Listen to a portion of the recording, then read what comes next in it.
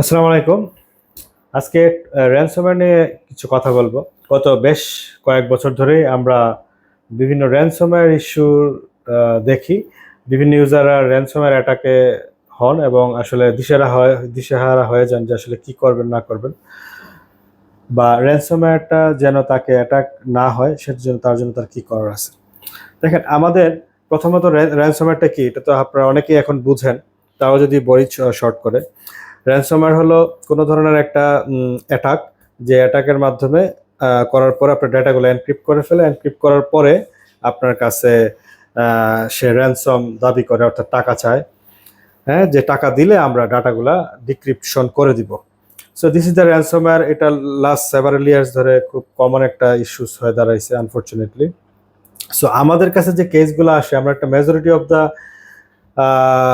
Attack যেভাবে দেখেছি সেটা হলো যে ইউজাররা দেখা যায় ক্র্যাক সফটওয়্যারের জন্য বিভিন্ন ওয়েবসাইটে ঢুকে ক্র্যাক সফটওয়্যার ডাউনলোড করে। সেই ক্র্যাক সফটওয়্যারটা যখন সে ইনস্টল করার পরে in most of the cases আমরা দেখেছি ডেটাগুলো এনক্রিপ্টেড হয়। অর্থাৎ সেই ক্র্যাক সফটওয়্যারগুলো যা আছে সেই ক্র্যাকের মধ্যে আসলে সেই তারা ইনজেক্ট করে রাখে সেই অ্যাটাকগুলা।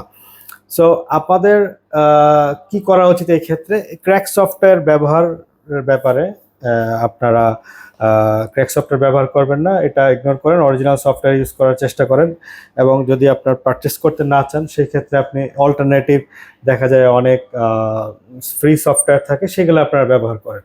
তাহলে আপনি র্যানসমওয়্যারটার অ্যাটাকটার মাত্রা কমায় দিতে পারবেন। এছাড়াও অন্যভাবে অনেক র্যানসমওয়্যারের অ্যাটাক হয়েছে, আমরা শুনেছি। এক একজন ইউজার এক এক রকম অভিজ্ঞতা শেয়ার করেছে।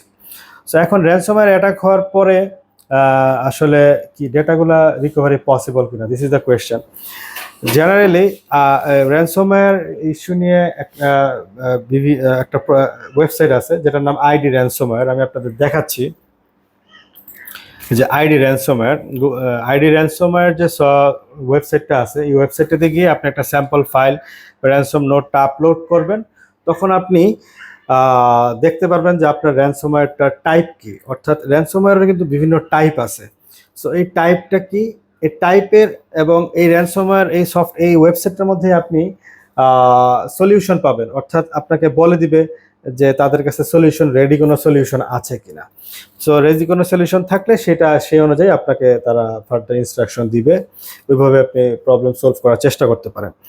আরেকটা হলো যে যদি সলিউশন না থাকে সেক্ষেত্রে কি করা আছে। সেই ক্ষেত্রে আসলে আপনি জেনারেলি ওই র্যানসমওয়্যার অ্যাটাক যে হয়েছে তার সাথেই আপনাকে কথা বলতে হবে। আপনি জেনারেলি আমার কাছে এসে কোনো সলিউশন পাবেন না, আমার কাছে আপনি গাইডলাইন পাবেন, কনসালটেন্সি পাবেন যে আসলে কি করা যেতে পারে। সেই ব্যাপারে আমি আপনাকে হয়তো বা প্রসিডিওর বা একটা আইডিয়া দিতে পারবো যে হাউ ইট ইজ হ্যাপেন্স, এই বিষয়টা হয়তো বা হেল্প করতে পারবো। তবে একটা র্যানসমওয়্যার টাইপ আছে যেটার নাম স্টপ ডিজে ভিউ।